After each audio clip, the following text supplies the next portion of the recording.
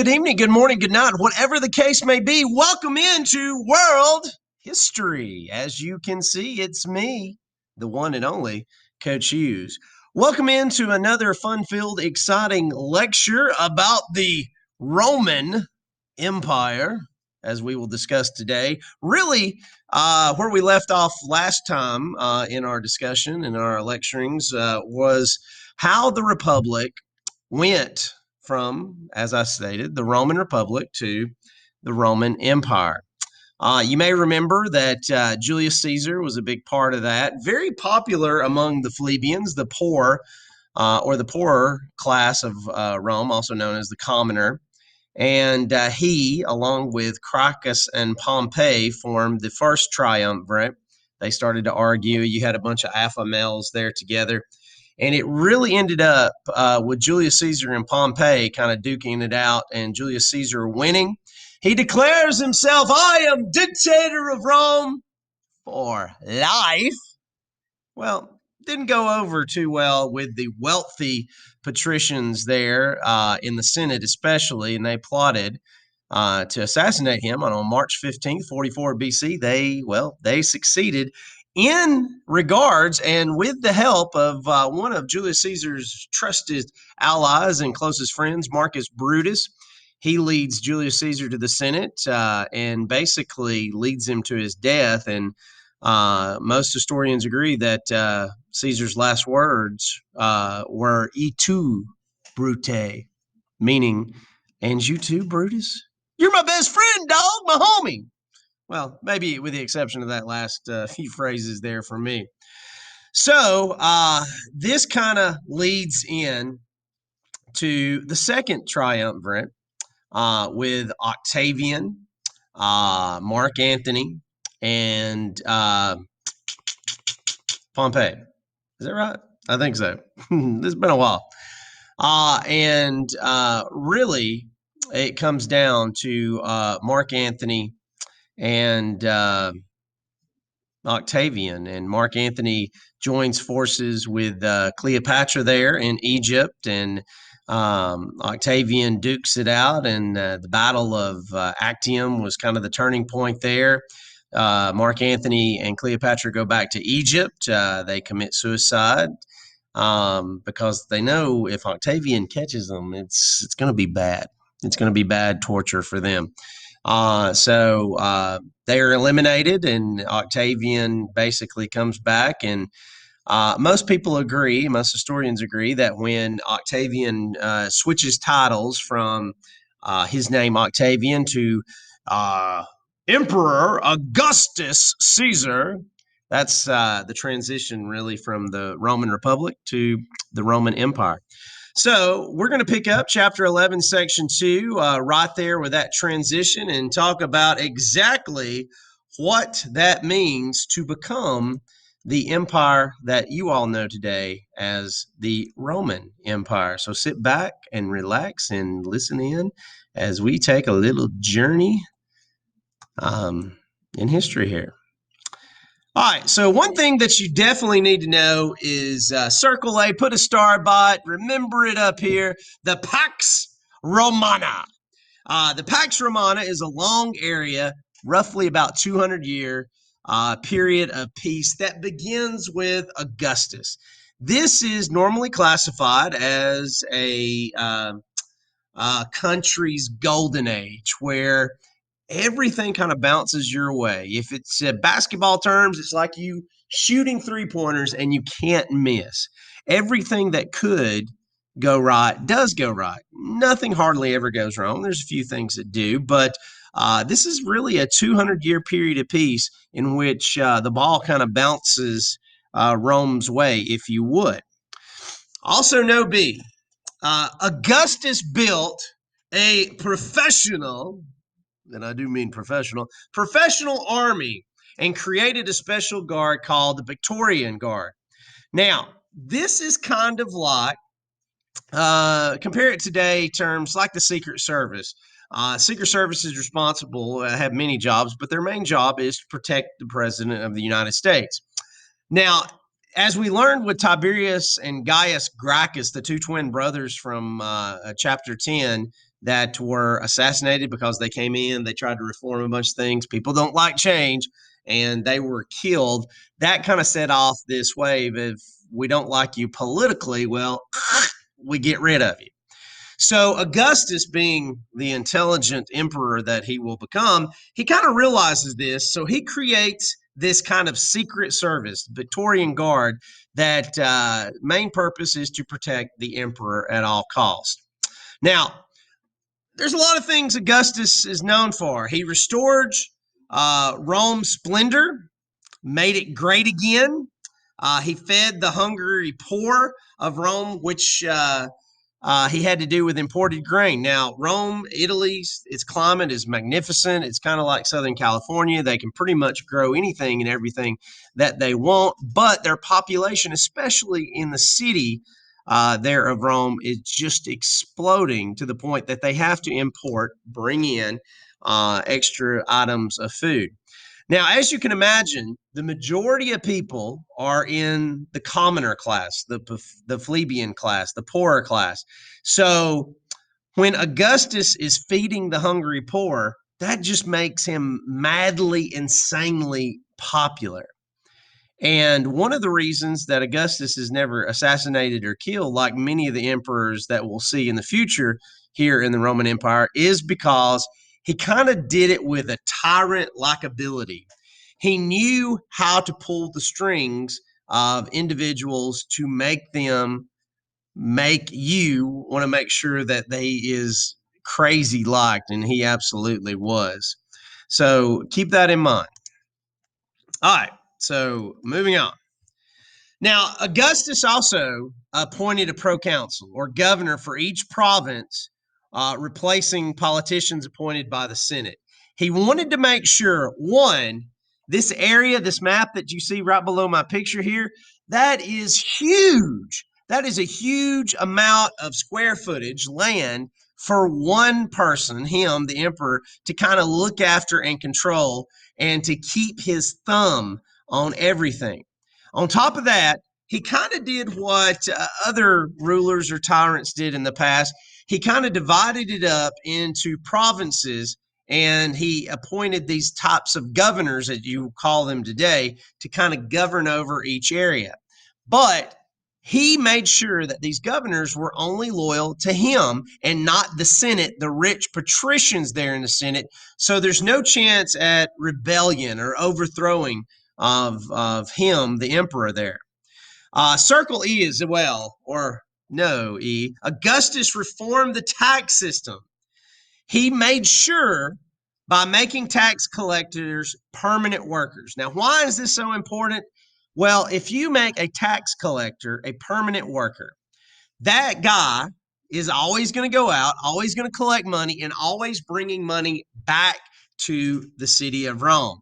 So you have a constant income, a constant revenue source where this money is constantly rolling in because you have these permanent workers going all over this territory. You can see this huge, vast territory below us, and they're going out and they're constantly bringing money back. So as permanent workers, you have now this flow of income into the city at your disposal to use as you see fit, being the emperor there in Rome. He reformed the legal system by creating a set of laws for people who were not citizens. We're constantly expanding this empire, so we've got to come up with a set of rules and laws for people that we conquer for our expanding empire. So legal system is being revamped, tax money being brought in, feeding the poor.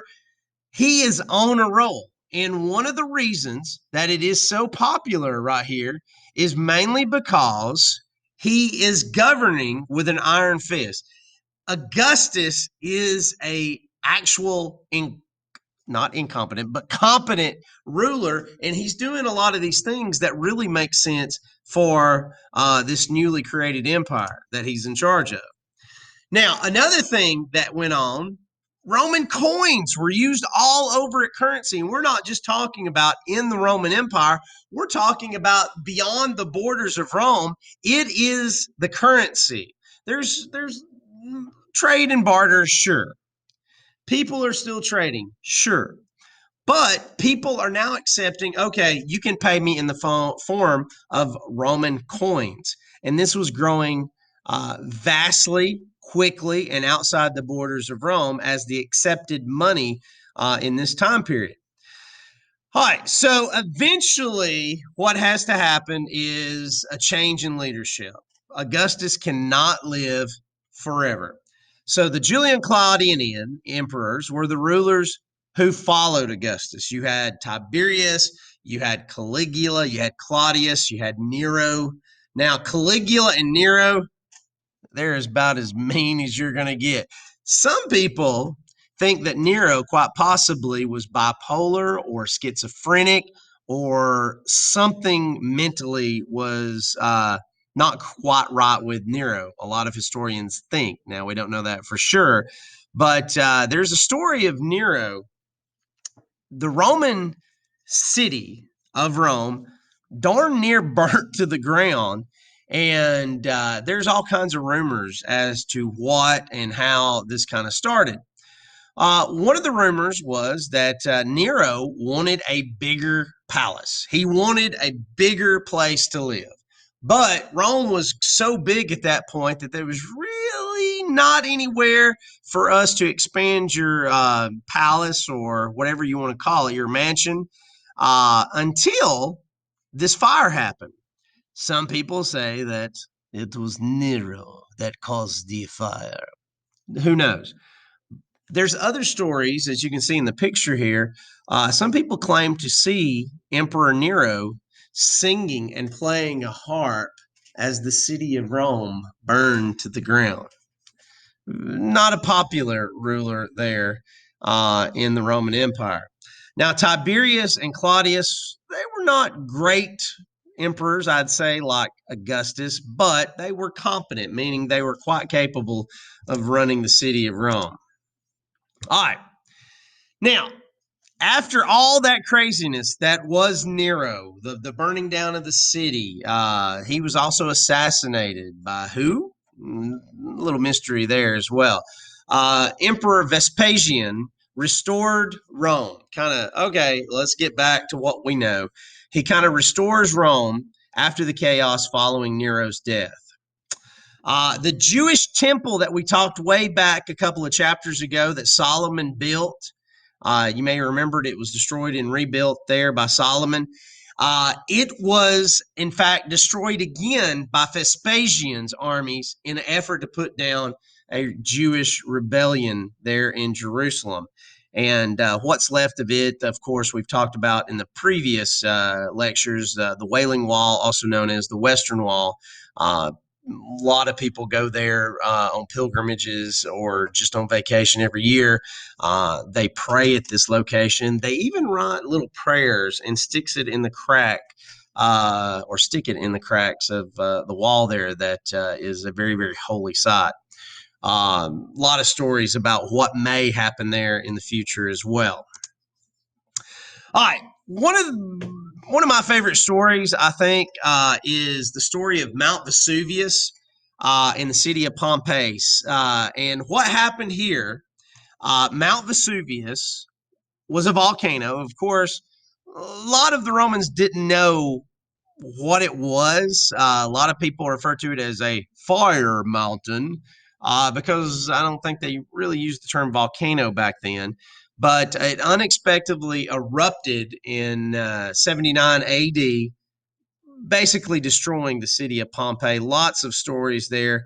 It happens rather quickly that when archaeologists were digging up the city of Pompeii, they found these voids in the ground, and they used radar and sonar, and they finally said, "What in the heck are these things?" And they kind of drilled down a hole, filled it with plaster, and dug up the plaster, and what it was bodies. They're kind of lasting images or lasting resting places, I should say, of people that were buried in the soot and ash there in Pompeii. Really cool story there. A lot of books, a lot of documentaries, and even a few Hollywood movies.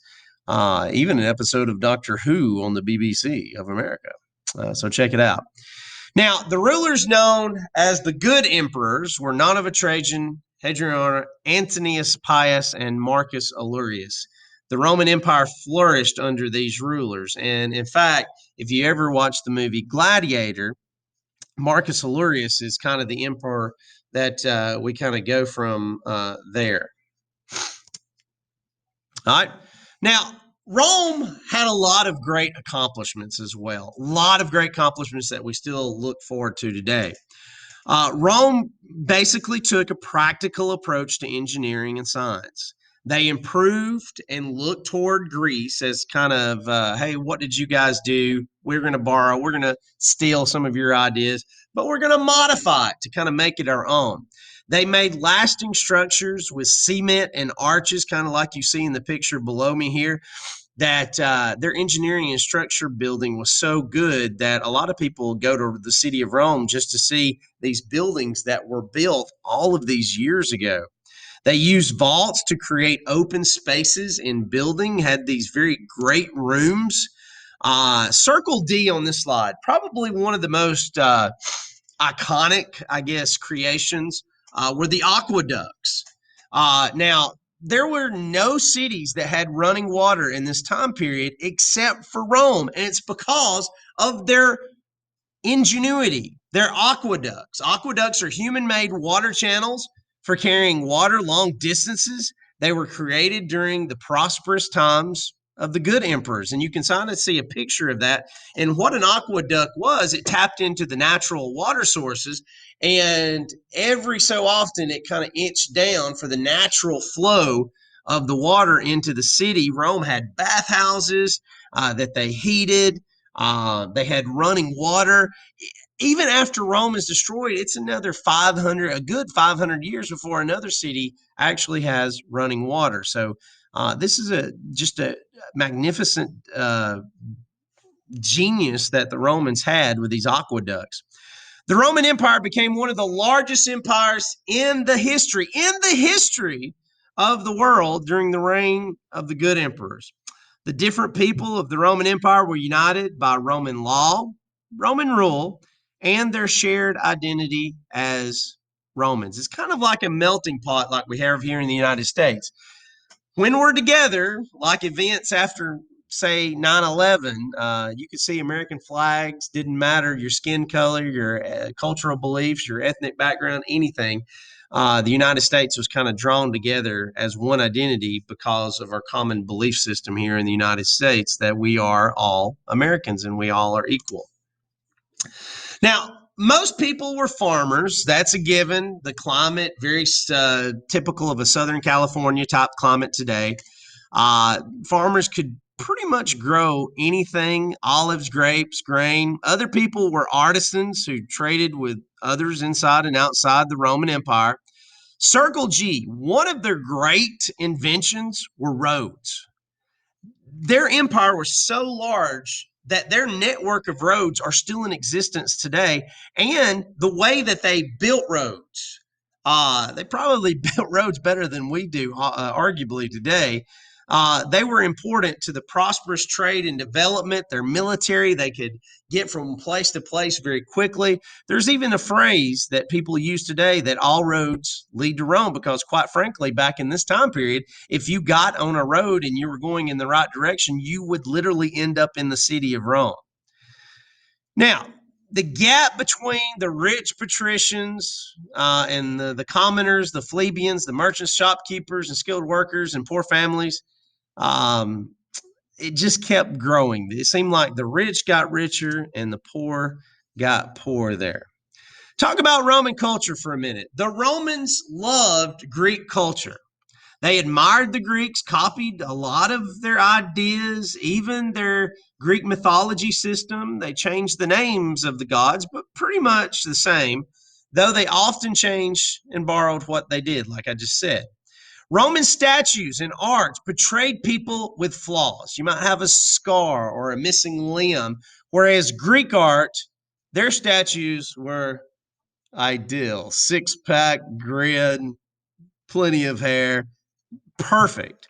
So the Romans somewhat believed in realistic parallels between art and literature. Romans also incorporated Greek ideas in their architecture, such as columns and vaults. Right out here at the front of Buckhorn Middle School, you have these columns. That idea comes from ancient Rome. They also used their own ideas, such as arches, as you can see here with the Colosseum there in Rome, vaults, again, which are curved ceilings. Circle D, two of the most famous buildings still stand today. The Colosseum, which is a large arena. We'll talk more about that. And the Parthenon, however you want to say it, which is a temple built to honor Rome's gods. Now, the poet Horace wrote many satires, which are works that poke fun at human weaknesses. We still do this today. You ever heard of the cartoon called The Simpsons or South Park? We still do this. The odes which express strong emotions about life. The writers Ovid and Catullus were inspired by Greek writings and myths. Roman poets wrote in Latin, later led to the development of Romance languages. All of this can be found in Roman culture. Now, Livy was one of Rome's most famous historians and wrote the history of Rome. Many modern European languages spoken today are, in fact, based on Latin, which is the language of Rome there. Greek doctor, circle J, you need to know this. The Greek doctor Galen brought Greek medical ideas to Rome, and Ptolemy was a famous scientist who studied and mapped out the stars there in Greece. Now, wealthy Romans lived in large and fine homes. Poorer people lived in apartment buildings, stone and wood. Because of the high rent, most people could not even afford large homes. So you have to think about the difference between patricians and plebeians and how all of this worked and was financed. The richer group of people, of course, lived out on their wealthy homes. They were gathering up more and more of the land. And that's how the rich became richer and the poor simply got poorer. Some of these apartment buildings in Rome actually were kind of high up. And when you think about it, how do they go to the bathroom or anything? Well, they use little pots and cups. And when they were done, they were slinging it literally into the streets there in the city of Rome. Okay. So you got a lot of this going on. Now, the government, we mentioned Augustus earlier. The government provided free grain. The poor, the plebeians, they loved Augustus. Hey, I'm not going to bite that literal hand that is feeding me. But the emperors didn't stop there. They put on sporting shows such as chariot races, gladiator contests for the plebeians, for the poor. Because remember, the plebeians, population wise, was very, very large. So you didn't want a rebellion going on. You didn't want them to kind of put assassination thoughts of the emperor in their head. And the emperors knew this. So they provided all these activities really at no cost to all these poor class just to keep a smile on their face. Because you know what? Happy people don't kill people most of the time. Gladiators, as you can see in this picture here, were men who fought animals and each other, usually to the death. And it's kind of like if you are in a car going along the interstate and you come across a wreck. Even though there's no reason to slow down, the wreck may be out of the way, people literally slow down because it's something in us that we want to see blood and guts to some degree. Even though it's terrible, there's something in us that we kind of have to take a second look. Now, Roman families were large, including young married children, other relatives, and enslaved merchants. In fact, it was not uncommon for a Roman family to have a lot of kids, especially if you lived on a farm. You needed free labor, farm labor. And how young are we talking about? 14, really. At 14, it was not uncommon to get married and start a family in the Roman Empire. Paterfamilias was the man who headed the family, kind of the head honcho, the man in charge. It's me, I'm in charge. Wealthy children, boys and girls, patricians, wealthy landowners, they all received an education through hired tutors because there was no really school buildings. It was people coming to educate your children and getting paid for it. Some boys, though, they did attend a school, but not like modern day school. It was nowhere near that. Now, in Rome, a boy would be considered a man. I'm a man. Ah, look at me. Between the ages of 14 and 16. Think about that. Children in the United States today, they can't even drive a car by themselves until 16, but we are saying in the Roman Empire, between the ages of 14 and 16, a boy became a man. Girls, a little different. Girls became adults when they married. If they got married at 14, they were an adult. If they got married at 21, they were adult. So it's kind of odd where some women or girls would be considered adults at age 14, while other single women at maybe 18 or 19 were still considered girls or children. Talking about rights in Rome, it's been spotty throughout world history. Egyptian exception here because Egypt had probably maybe with Sparta and Greece, the biggest role of women in the family. Women had few rights in Rome, but they were influential in the family. They had some say so to their paterfamilias, the head of the household, their the male of the family. Wealthy women had more freedom, as you can imagine, than poor women because they had more freedom. Romans, like I alluded to earlier, they worshiped many gods and goddesses. They kind of copied the Greek mythology system, although they changed the names to protect the innocent there, I guess you could say. As the Roman Empire grew, the Romans conquered people of other religions, and they were allowed to worship freely as long as they did not threaten the Roman government. And this is where Christianity will come into play on our next chapter, because the rise of Christianity absolutely occurred during the Roman Empire. And, Christianity did kind of threaten the way that the Roman government functioned. So just keep that in mind as we come up to the next chapter of that. All right, questions, comments, concerns. If you're a student of mine, just shoot me an email. Otherwise, I will see you when we get to chapter 11, section 3 lecture. Until then, God bless.